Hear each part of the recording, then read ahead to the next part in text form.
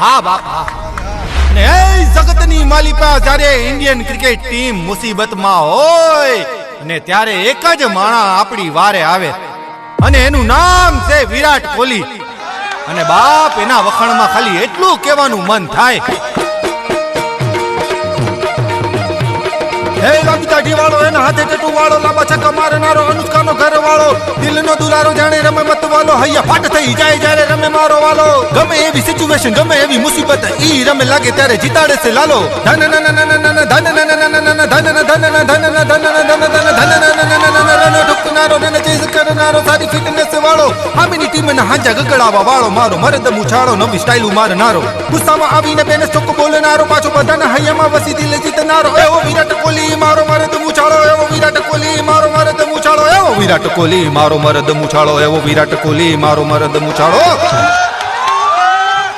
ને આટલું સાંભળ્યા પછી એટલું કહેવાનું મન થાય બાપ કે અખાડામાં ખલી ને મૂવીમાં બાહુબલી ને ક્રિકેટમાં વિરાટ કોહલીના વાર પર શંકા ન હોય હો મારા વાલા.